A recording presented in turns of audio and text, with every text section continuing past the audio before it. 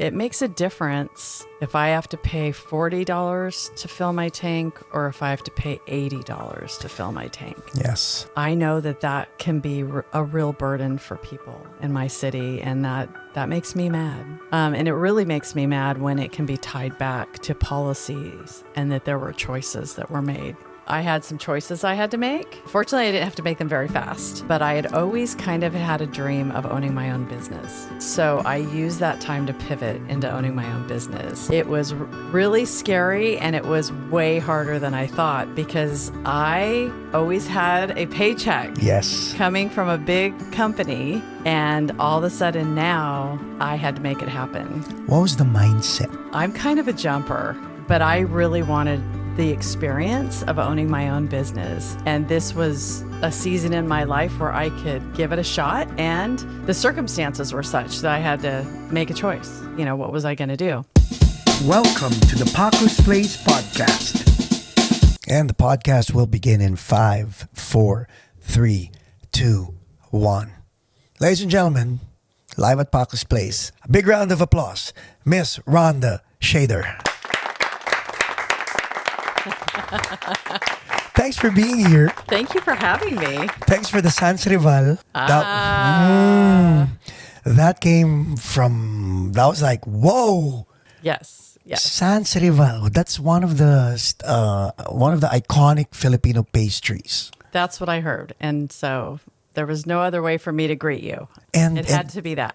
And you got it from Goldilocks of all places. And Michael and I, we were like, what? Yes. Yep. Yes. The diet ruined for the night, but it was a good thing. Yes, good. Okay, so your resume. Let's go straight to the point. You're running for California Senate. Yes, I am. Before the Senate, you did more local community politics. What are they? I did as a service to my city. I'm a business owner in my city, and as a service to my city, I decided to run for city council in the city of Placentia. I served there 8 years. I just completed that at the end of last year, and I spent 2 of those years as mayor of the city. Wow. Was it ever a dream for you to enter politics? No, it was not. It was not. But I do have a dream and a goal always to add value to people's lives. And there's lots of ways we can do that. But for some reason, I am gifted to do that through public service. And I didn't know that for a very long time. But when I served that way and I could change the community and make people's lives better in that way, it just lit me up. And I just loved it. So what was the dream growing up? Like, if it wasn't public service, what was the dream? Well, I have to say, when I was in high school, I thought I wanted to be a nurse. So they used to call it a candy striper, where you were a volunteer at the hospital. And I volunteered at a hospital in LA because I had a friend who worked there. And I did not like it. And I thought, oh no, now what am I going to do? So I actually ended up working for a lawyer at my church. And I really enjoyed the legal field. I became a paralegal. Paralegal, yeah. And then I continued my education, got my bachelor's degree, and I ended up running legal departments as a legal administrator is what they call it. So when you were running a legal department as a legal administrator, were you more client-facing, talking to people, or just paperwork? Paperwork. But then again... Yes. When my time as a paralegal, I spent a lot of clients. With people, no? Yes, with the people. But then it became more about making the law firm more effective for people. So making sure the staff was taken care of and what the procedures were going to be and stuff like that. And I was doing that for a large mortgage company. And when we had the big mortgage meltdown in the early 2000s, I had some choices I had to make. Fortunately, I didn't have to make them very fast. But I had always kind of had a dream of owning my own business. And so I used that time to pivot into owning my own business. Was it scary to jump? It was really scary, and it was way harder than I thought because I always had a paycheck Yes. coming from a big company. And all of a sudden now I had to make it happen. What was the mindset? How old were you when this was happening? I started my own insurance agency when I was 43. Okay, so you jumped. You really jumped. I jumped big time. I'm kind of a jumper. But I really wanted the experience of owning my own business. And this was a season in my life where I could give it a shot. And the circumstances were such that I had to make a choice. You know, what was I going to do?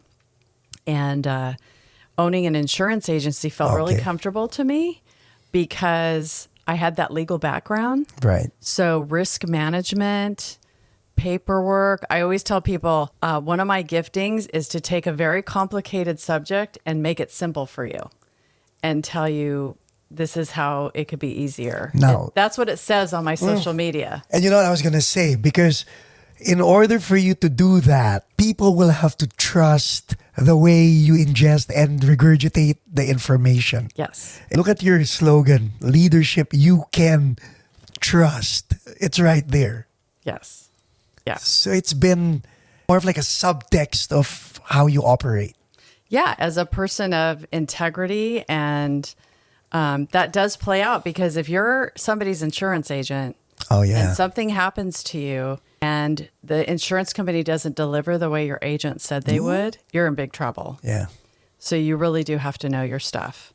And it's a great business to be in, but as you know, insurance is really tough right now. So it's not very fun for me or for the people that have to buy their insurance right now. How do you, like the recent fires in early 2025, you've written, how do you say it, written or underwritten? I don't know what the term is, Yeah. but for homeowners, now that you can't in some zip codes, how do you say no to, how do you explain that to them? Well, my job is to be resourceful, no matter who calls me.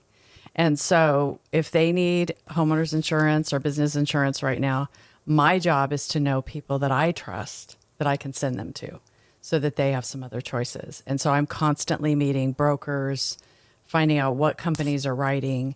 And so when I talk to somebody and learn about their situation, I know who the best choices are for them to go to, depending on what they need.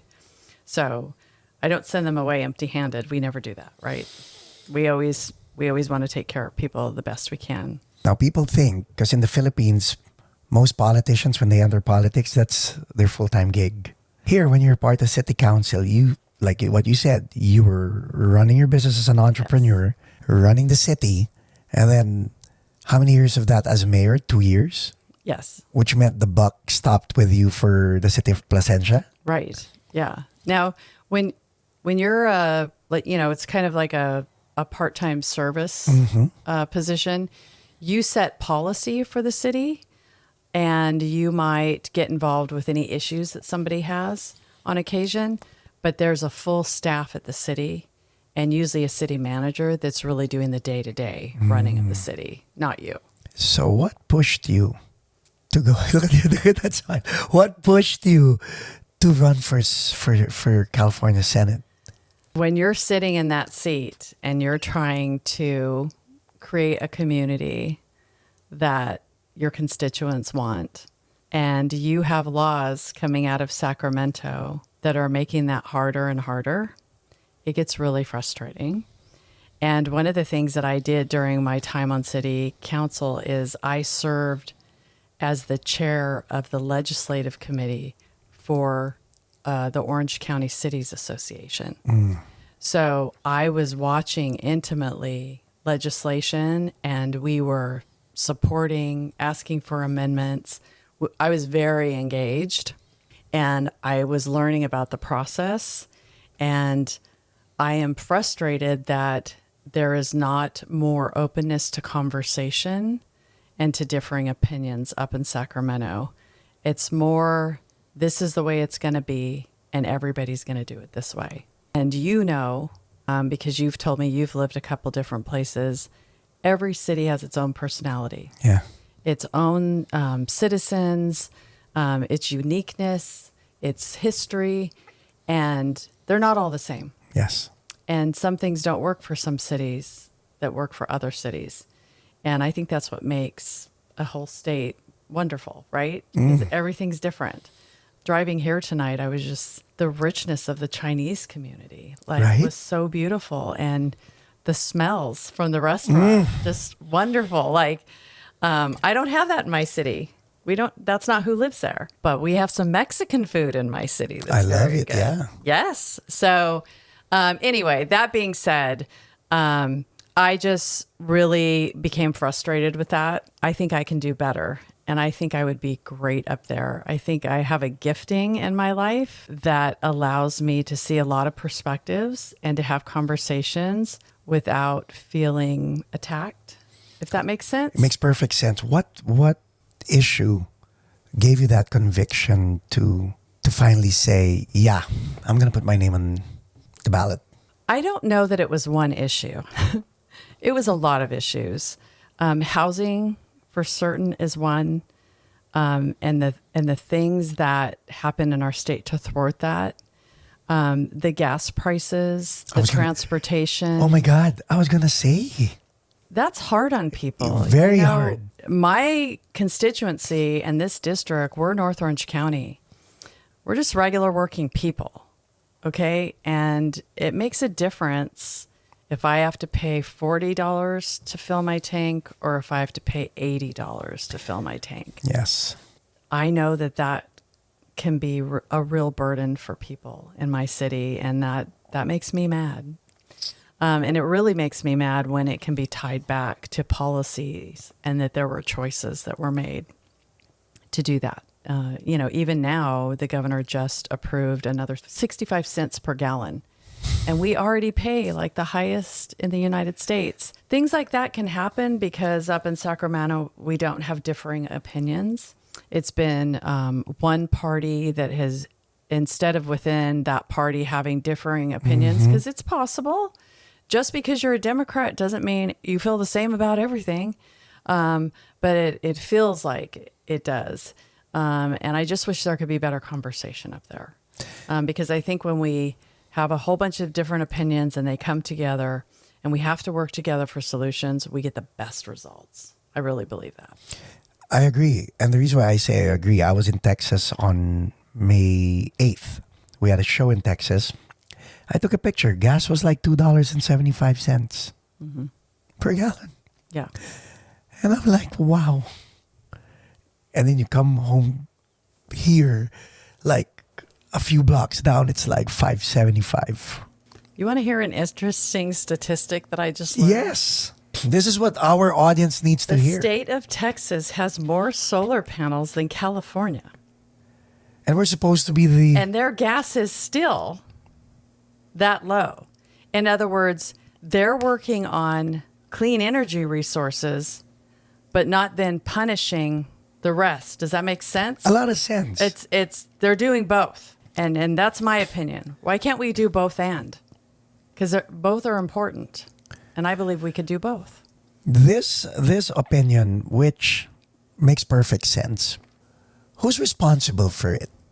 Like you can tell, you don't have to be specific if you don't want to, but is it the governor? Is it the legislature, the legislators? Is it... Well, it's a combination because the way it works is the legislators, create bills. And then the governor... And then the governor either signs them or vetoes, right? he doesn't. Yeah. Yes. And so you can have a governor that stops things, and our governor has from time to time done that. But they just seem to want to attack that, the whole oil industry surrounding that. And we're not quite there yet. And I think people are trying, a lot of people are working towards that. The people that can afford it or, people are doing what they can. But the other thing I just recently read is something like the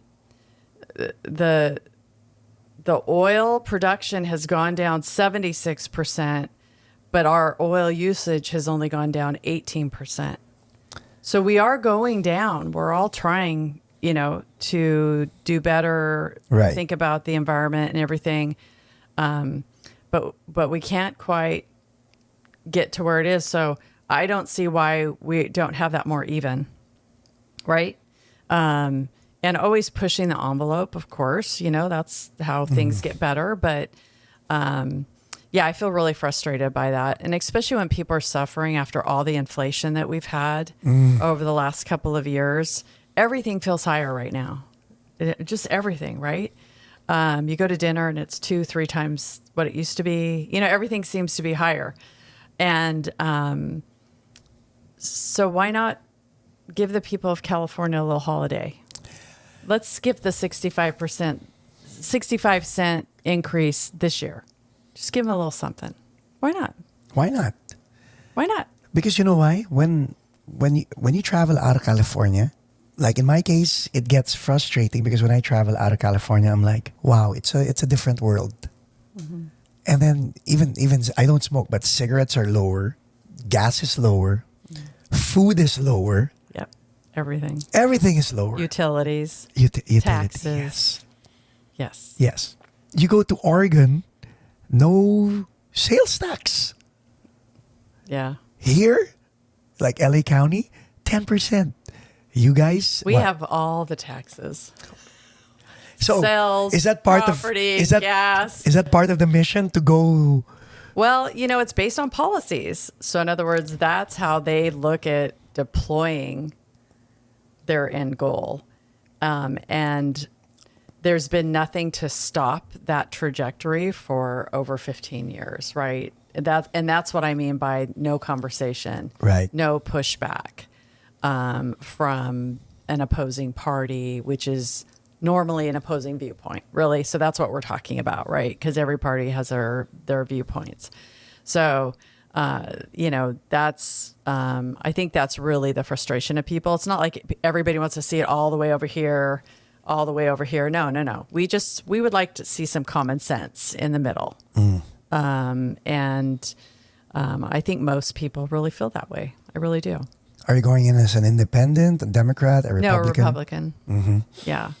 So I've been a Republican my whole life, and I'm fairly moderate because I was born and raised in California. So most Republicans in California are pretty moderate. But, just the support for small business is huge. Yeah. I actually, when I started my active campaign, which was January of this year, the first thing I did was I met with 100 businesses in 100 days. And the reason why I did that is because I'm a business owner and I really feel like business is under attack. That every time something needs to be done, they put another burden on the business owner. Yes. And it makes it really hard. And what are we without our businesses? They're everything. They're our restaurant. They're where we get our clothes cleaned. They're where we buy our drums. Right? They're everything. Like I was talking to a business owner, and we were having a conversation. We were talking about the minimum wage. Mm-hmm. A friend of mine says, "Thank God the minimum wage is like 17 or whatever it is now, 15, 16, 17." And I'm like, why are you excited about that? Because now I'm gonna make more money working at a service industry. And I'm like, but what about the mom and pop industries? Yeah. If you're a corporation, other states can just subsidize for your minimum wage.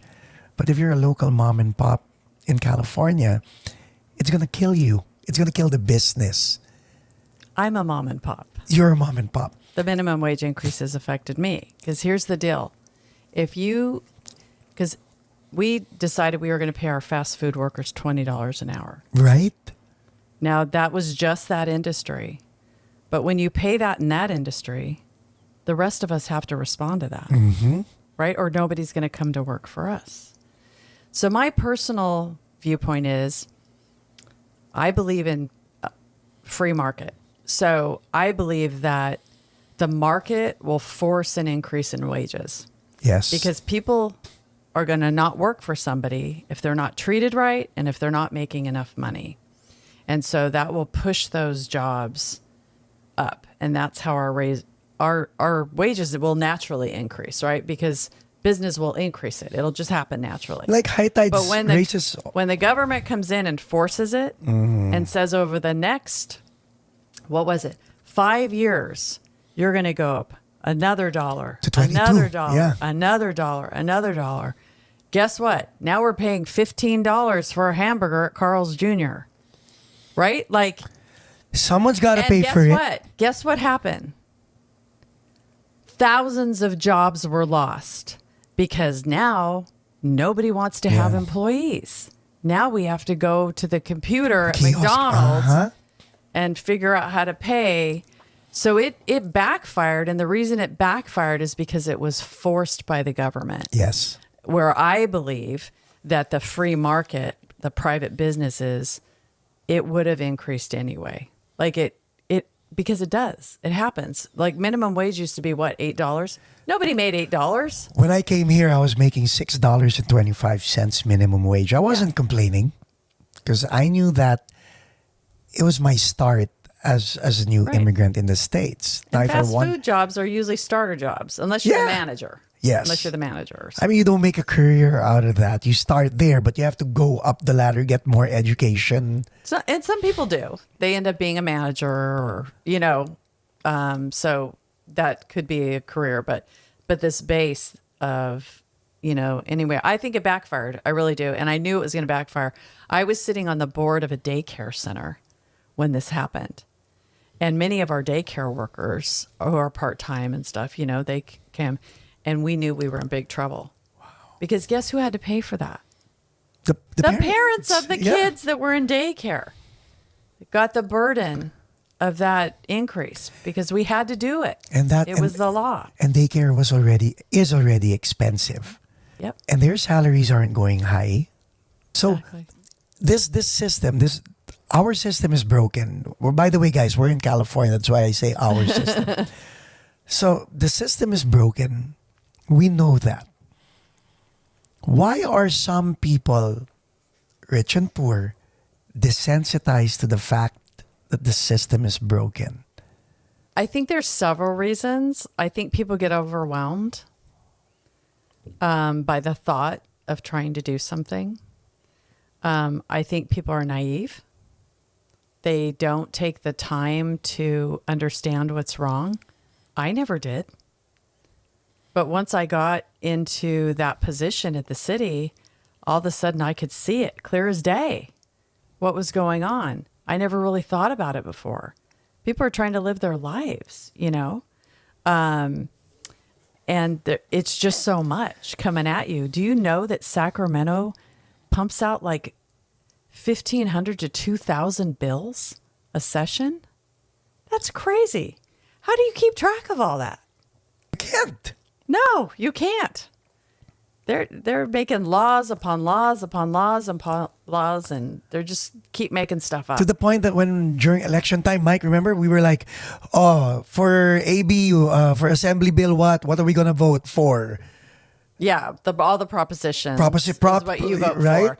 These bills all get done without the voters even having an See? opportunity.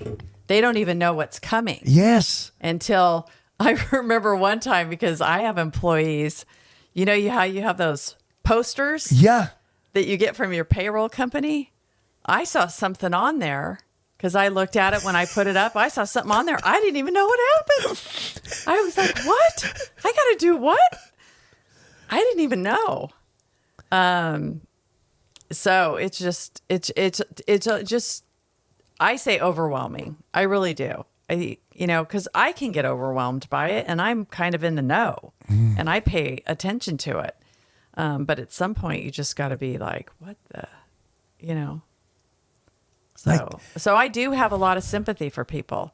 Now, I just finished our business owners, and I told our business owners, you're amazing. You're resilient. You overcome everything you overcome, the cost of utilities, taxes, our restaurants, their food is more, everything is more. And their margins are so slim, Yes. what they're making. And I told them, you're busy doing what you do. Send me. I'll fight for you. And that's what you need. You got to send people that are going to fight for the things you believe in, because you can't. It's too much. There's too much going on. Having this conversation with you is also getting me frustrated to the point that I want to go with you to Sacramento. Would you like to be my chief of staff? Sure. Because no, because it's true. I like as much as I want to use my platform to air this, I'd rather have people like you do this, because at the end of the day, I mean, one of us is gonna have to put our foot where our mouth is. Yes. Right. And if you're gonna fight for us to give us a better way of life here in California, we need to get you elected. Number one. Number two, you need to get. So what else are we doing? Like the gas prices. What else is your concern? Taxes. Talk to me. Well, I think there's a lot of room on taxes. I mean, we're taxed everywhere for everything. And honestly, like I have my business owners as an example, because I came out with a 10-point business plan, but it was based on their ideas, what they told me the problems were. And a lot of it is stop doing more, maybe roll back a couple things, because it's gotten to be too much. And now, like I said, some of them won't hire people, or their margins are low and they're suffering to try to keep this business open. They can't get health care. That was another frustration. And so from that, I get all these ideas and I'm holding on to them. Yeah. When I get up there, we'll be working on it. Here's a great example. It used to be when you're an employer, if you had less than 50 people, you didn't have to do hardly anything. Mm-hmm. Then they start saying 25. Then they went to 10. Then they went to 5. And now there's everybody. And everybody can be, we're going to tell you how many sick days you're going to give your employees. That makes me mad. You think I don't know how many sick days to give my employees? I take good care of my people. Even if they run out of sick days, I'm going to help them. You know what I'm saying? Yeah. I don't need the government to tell me how to take care of people. Now, there's abuses and sometimes people, but you know what? We have plenty of laws to take care of that. We have plenty of laws already to take care of the worst offenders, if they're not treating their people right. It's amazing and appalling that, like, whenever I hear the words or the sentence, I don't need the government telling me what to do. This is true, because we want less government and let the people decide we're able to decide for ourselves, right? If the government has to tell us what we need to do, something's wrong. We need government to do the big things that Yes. we can't do. Exactly. Like pave our roads. Infrastructure, yeah. We need public safety. We need to be safe. Yes. So we need our government to hire police officers Yes. and firemen and medical, ambulance, paramedics. We need them to do again, the big things we can't do. We need a state that does the things that are hard for a county to do, and we need the county to do the things that are hard for a city to do. Right. But each person should have their role instead of everybody getting in everybody's business and then just adding a layer to everything. How many people are you competing with in the primary? Just so far, one. So state Senate's a pretty big race. We only have 40 senators in California. We have almost 40 million people. So each Senate district is about 1 million people. So it's a very big undertaking. So there's not a lot of people that want to do something like this. But the Senate, that is one house, right? And Assembly is the other house. So we have a lot more Assembly people. Yes. But the Senate is very close to not being a supermajority. And by supermajority in Sacramento, what I mean is when you vote on things, how many votes do you need to get it passed? 21. And that tells you... Is it 21? It depends. Okay. Depends on what you need. But they've... Democrats have been in charge for so long that Both houses? both houses and the governor. Yeah. So they pretty much can do whatever they want. Yeah. You know, a great example is what's going on in Washington, D.C. right now. Yeah. The Republicans have all three there. There's not a lot of conversation going on right Nope. now, right? So, and that happens in Washington, but it'll flip, right? So we see that like every couple of years it flips. Nobody gets to keep it for long. No.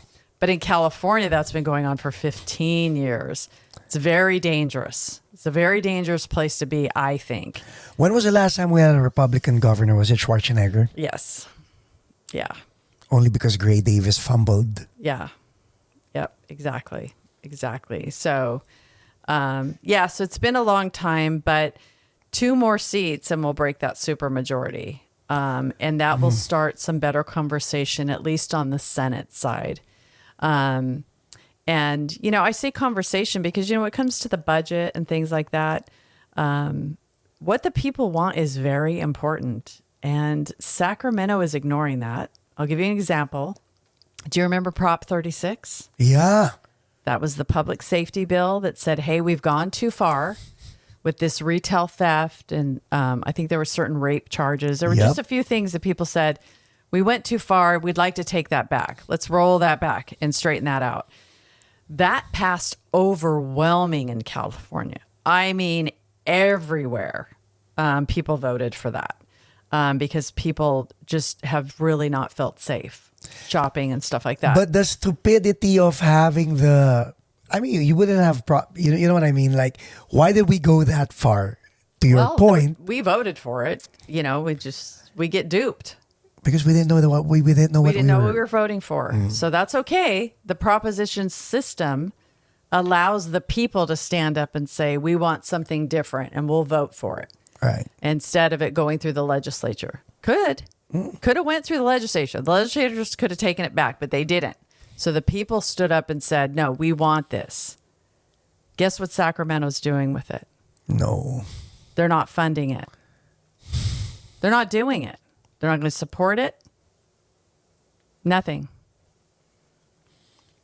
The first time that happened for me, do you remember like it's probably been longer than that, 3 or 4 elections ago, we voted to stay with daylight savings time. Yes. Do you remember that? I remember that. And I thought that was so cool. I'm like, yeah, let's stay. Do it. Let's not do it. Let's not lose that hour. Yeah. Let's just stay. So I watched that. The people said, we want to stay on daylight savings. It's a very one of those simple people. thing. Yeah. Governor Newsom said, no, we're not doing that. I read it in the paper and I thought, how can he say that? This is our tool to say, this is what we want. And we get to tell, right? The people are in charge. We the people. Yeah. Right? Not the electeds.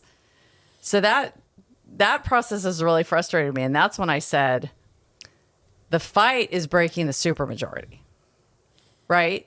The fight for change for the people. Because the people had these propositions and we thought we could use that as a tool. And now, because there's no pushback up in Sacramento, that tool is taken away from us too. It's like it's laughed at. No, we're not doing that. You can't tell us that. When will people wake up?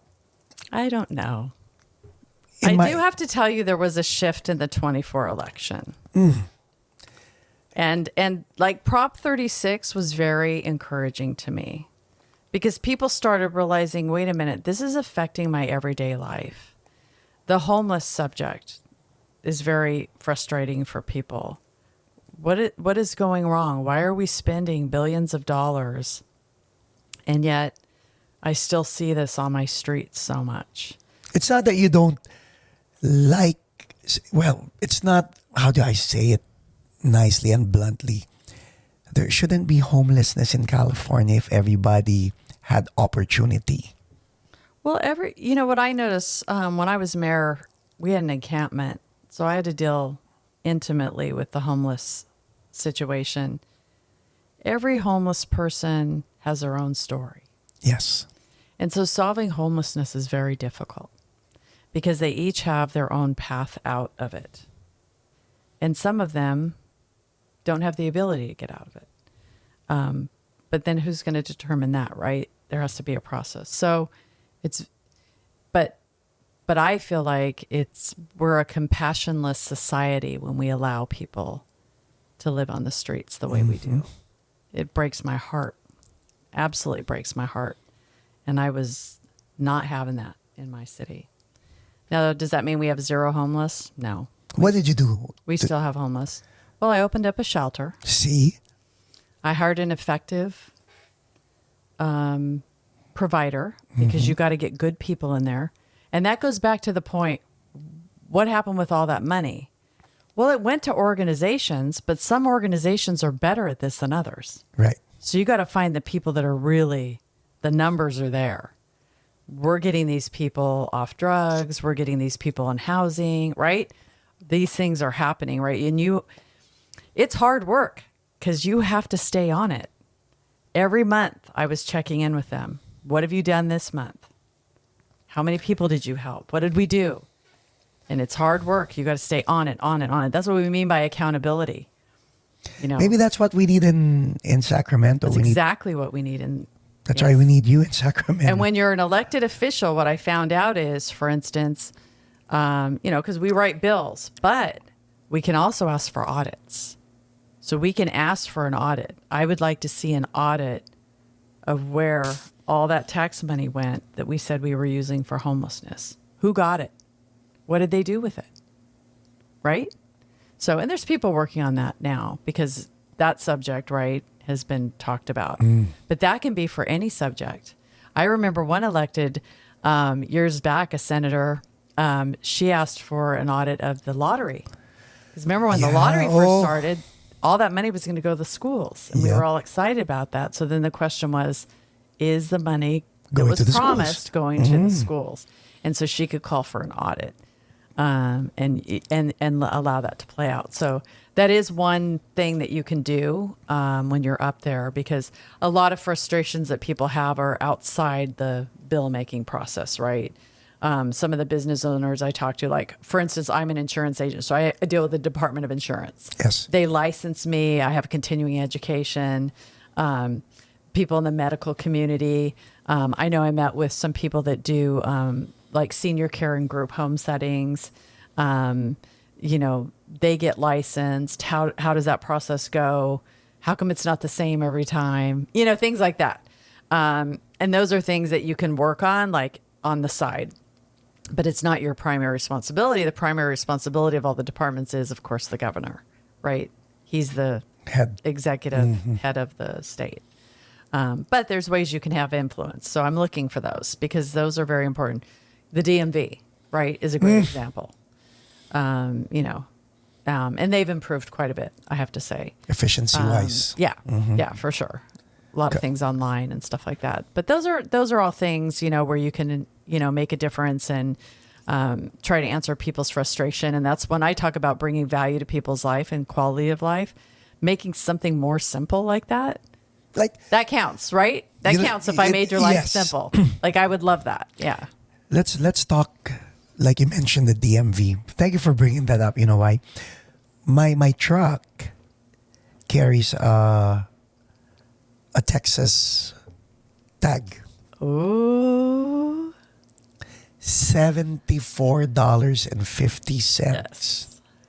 Same truck, California, almost $600. Yes. Why? Because they use it. The biggest example of that is back to Governor Schwarzenegger.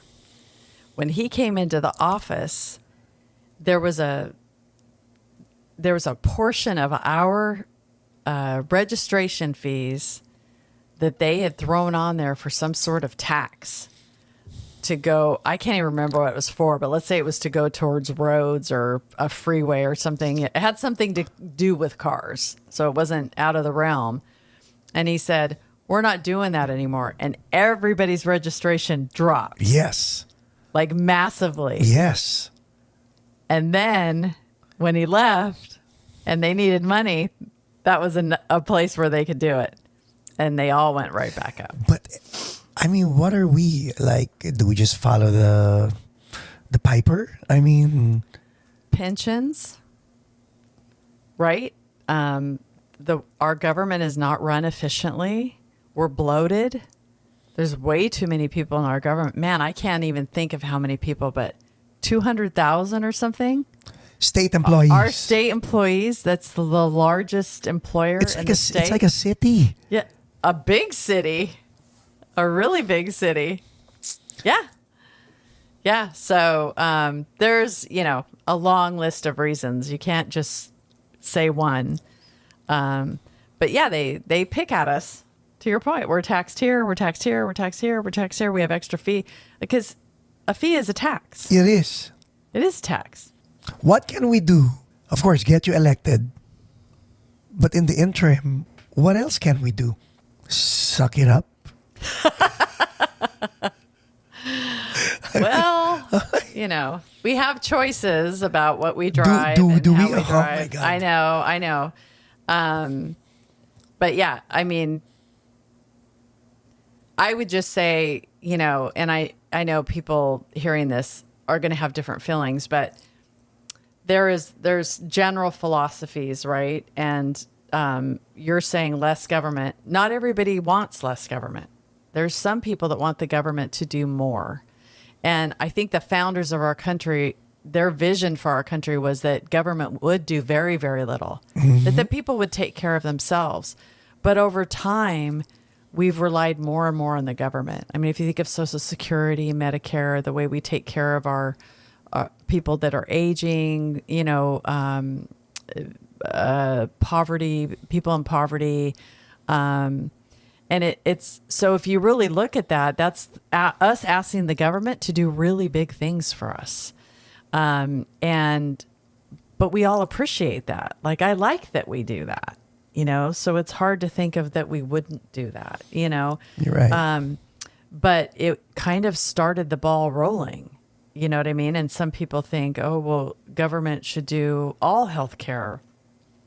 Government could provide more housing or set the rules for housing for everybody and force people to do housing a certain way. And that is, in fact, what's happening. The government can tell us what to drive. You have to drive an electric car now. Isn't the BBB trying to get that out? The big beautiful bill trying to well, I eliminate think the electric. I think all DC's trying to do is say, please don't shut off sources of energy to the people of America. And I agree with that. I like the idea of electric cars. I love hybrids. I mean, I think it's all great. But give us a choice. Choices. Yeah. How about a hydrogen car? Like, let's not take out any of our resources, because if we rely on one thing, it's like all our eggs in one basket. And we've seen evidence that we can't do that. No. We're not ready, and I don't know that we would ever be ready. We need to have choices. I mean, Mike drives a Tesla, but if him and I race with my Tacoma going to Vegas, even if his Tesla is torquey, I'd make it to Vegas faster than Mike. You get there sooner. Because he has to make 3 stops. But they do have good infrastructure on the way to Vegas. I have seen that. They have a lot of chargers. Yes, I experienced my first coffee meetup where the person had to call me and cancel because they could not make it. No. They were out of juice, and it was full. Like, all the spots were full, and they had to wait, and they were like, I'm not going to get there. So that was interesting. Yeah. Yeah. So yeah, give us choices, right? There has to be choices. Yeah. So there's that. How about education? Do you have any conviction with regard to the education system? I do have a couple, and this isn't like a very education centric position. And what my bright line is when a child is under 18, and they're in school. So 18 is kind of iffy because some kids are 18 and still in high school. So I kind of do both end. I think it's our job to protect their innocence. Yes. As long as we can, to make things fair and reasonable. And I recognize that as kids get older and older, they're exploring different things sexually and stuff like that. But I feel like that there needs to be some boundaries around that. Yeah. And kids shouldn't see things too soon, if that makes sense. A lot of sense. And so I am very clear on protecting a child.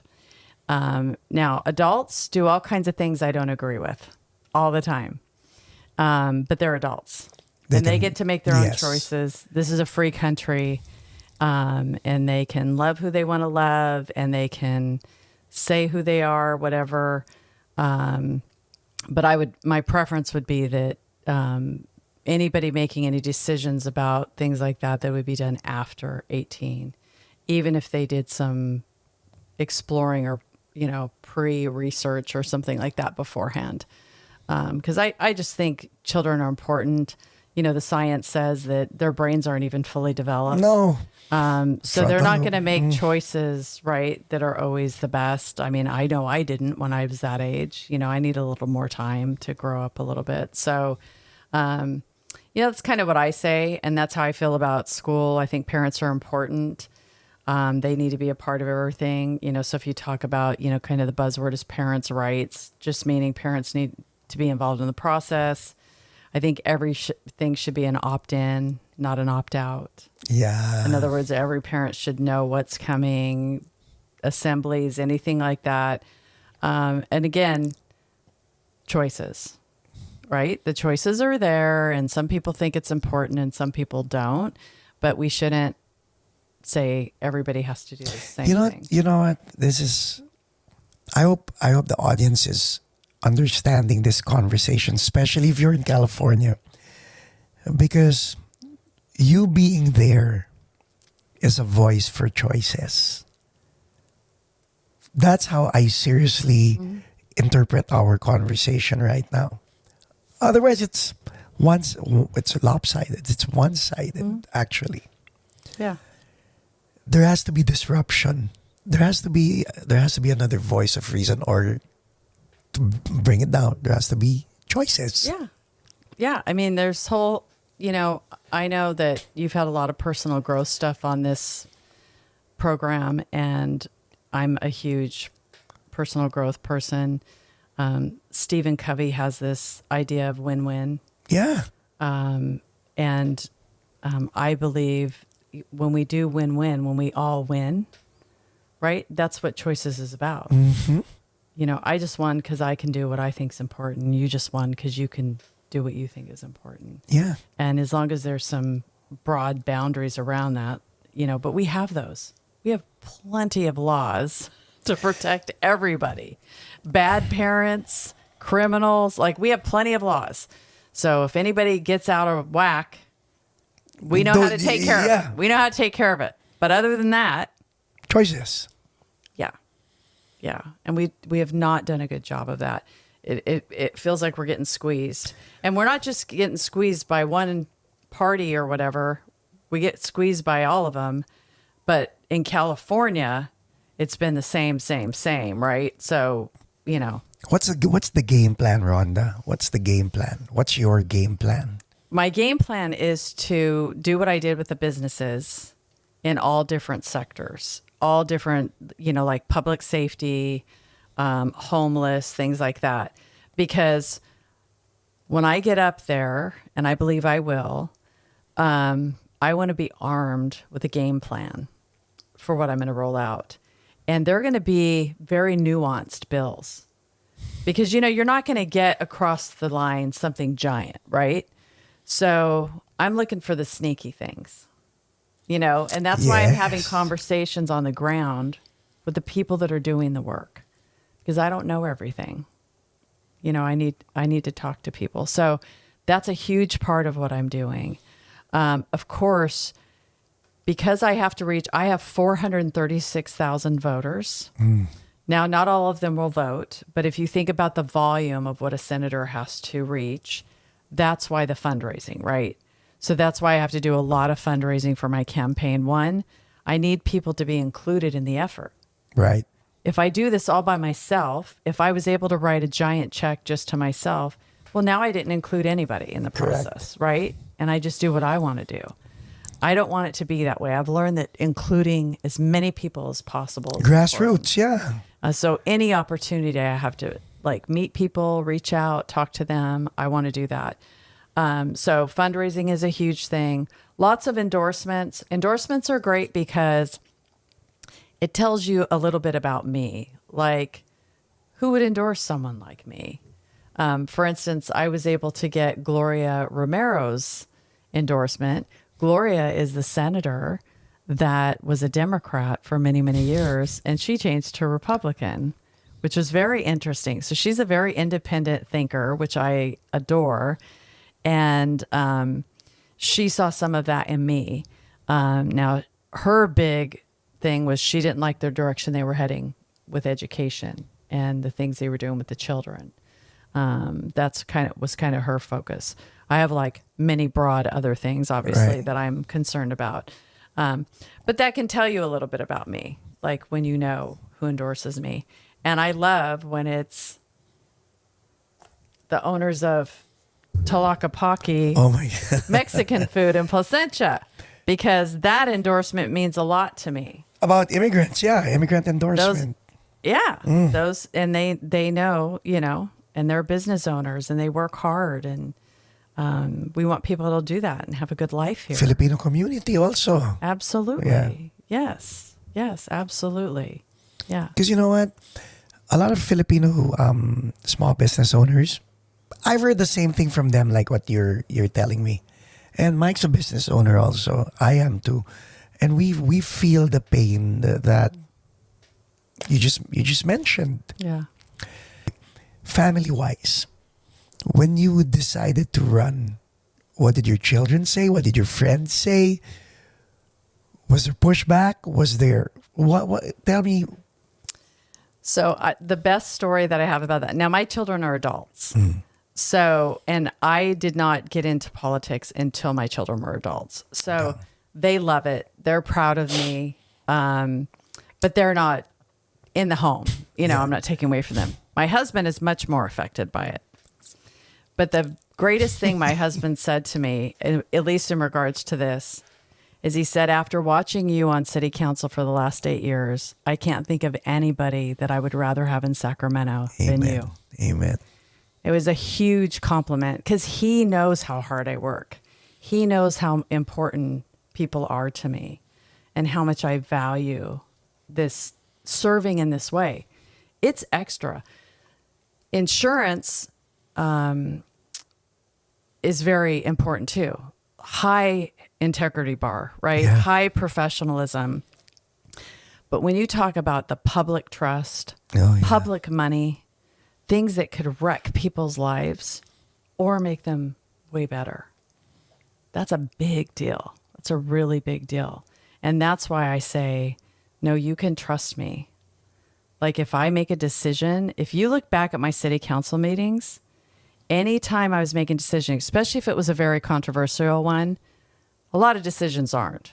But if it was, I told you exactly why I was voting the way I was voting and what information I got that led me to that conclusion so that you would understand with me where I was coming from and who I talked to and what I heard from people and why I would be making that sort of decision. Because you owe that to people when you're in this position. Are you decisive? Yes, very. But I take my time. And that's what I love about meeting a lot of people, because all kinds of bills come before you in Sacramento. And I need a very big phone list of people in all kinds of industries, because I need to be able, I'm going to know what the person that wants the bill thinks. I need to know what the other person thinks. And I need to be able to call that person and say, why wouldn't I do this? Or why would I? Right?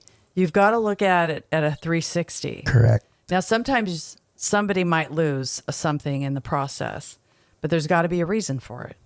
So I have to believe in it. That's not going on up there. I guarantee you that. If people walk in and tell a story or say, run this bill, they just do it. They don't do their homework. That's one party's culture. Yeah. Well, it's widespread. I think know. it's all over. Yeah. Yeah, yeah. Because I've had colleagues that that show up even at the city level and don't do their homework. I assure you, I do my homework. It doesn't mean I'm perfect, but I will work hard to get it as right as I can. So what's going to happen with your business? I will have to give my business up. Yeah, So this is another jump. This is really. I am burning the ships. Yes. Yeah. I've decided to burn the ships and make a change because I just feel I don't just feel passionate about this for me. I feel passionate about other great candidates running because, again, we need to change the conversation. We've got to have some balance on every board, right?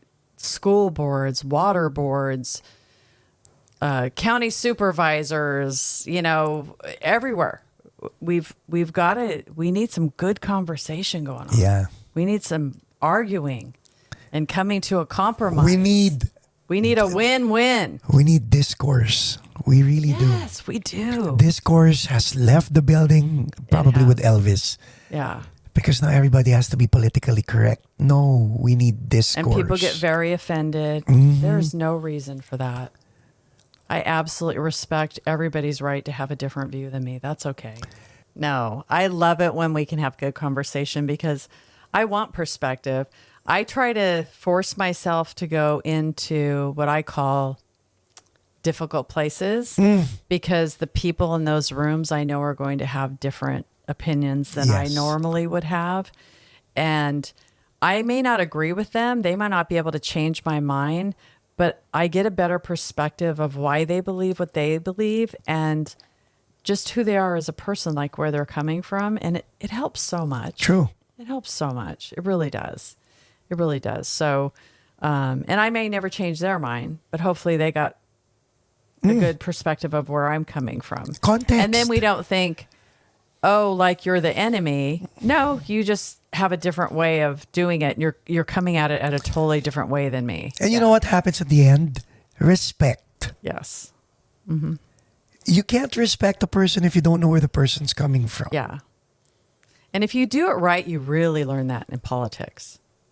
Because there's a lot of different opinions. There's a lot of people that, for instance, how at city council people can give public comment. And when you're an elected official, you just have to listen. You don't get to respond. That's their time. You be respectful and you let them say their piece. And some it's not very nice what they say. Sometimes they say things that aren't even true, or they've decided. And it goes on record. It goes on record, no? It's on record, and you just have to sit there and take it. Now, sometimes you can maybe say something later to kind of set the record straight, but for the most part, that's just their right. And I just learned how to not be offended by that, just to respect the process. And some people can't do that. I don't know why I was able to put it in that perspective, but that's why I say when I feel like I have some sort of gifting for that, because if I didn't have it, I wouldn't want to do more. I would just be frustrated because I have colleagues that they don't like it. I'm done with this. They don't want to run again. They're so glad they're out of it. Yeah. But when I left city council, I was so sad. I enjoyed it Wait, so much. you could only serve 2 terms? That's it? Well, in my city, you could serve 3. Okay. But we had changed the maps because, every time the census happens, every 10 years, the maps change. Yes. And we had changed the maps, and I gave up the right to run again because it made sense for my city. Okay. The maps made more sense. And that was more important than I felt like me running. Right. And But I felt like... You missed it, no? Well, I do miss it, but the 8 years I was there were high impact years. I made a huge difference in Placentia, and I feel really good about that. What was I gonna say? So are you gonna live in Sacramento when you win? So what you do is you go back and forth. Ouch. So you live up there 5 days. Not 5. It's like you go up Monday morning and then you come home Thursday afternoon, but that's only when legislative session is in. Recess. So they do get a lot of recesses and some flexibility along the way, but you've got to get back here because this is where your people are. So you got to get back here and visit with people. Yeah. Sometimes people will go up there and you'll hear from them up there, but a lot of people can't get up there. So you have to come back, make sure you're here at least Fridays, Saturdays, and, whatever days you're off up there so that you can talk to the people. Okay, so where are you campaigning? Where are you going to concentrate your campaign on? So my voters are in East and South Whittier, Okay. La Habra, Anaheim, and Santa Ana, and then parts of Placentia, Buena Park, Fullerton, Garden Grove, and Orange. It's very big. It's almost all of North Orange County. The reason why everybody should care and want someone like me up there is because it's the state. So anything I do is going to affect everybody. So anybody who's listening, if they have relatives in the area that you mentioned, that would be great. they should call up their relatives and tell them to vote for Rhonda Shader. Yes. And maybe put a yard sign in their yard and have a coffee for me in their house. It really takes all hands on deck. You know what I mean? And plus on the website, we'll even put the link yes, to your website. I have a contact form. Yeah. You can tell me I just had a business owner reach out to me and he's like, hey, I'd like to meet you. And I'm like, okay, let's have coffee. I'll come by and see your business. That's, I respond to that. I love it. I want to meet as many people as possible. That's what this is about, right? I'll be praying for you. Thank you. My family will be too. And parting words to your constituents, to the state of California. Yeah. What would you want to tell them? I would like to say that California is a gift. It's a beautiful state. And that's why we're all here. It's a fantastic place. And it can be golden again. It can be a state that we're proud of. We just need to shift the conversation a bit. And so that will take us voting a little bit different in the next couple of elections to get that conversation going in a better direction. And I think people are feeling that squeeze.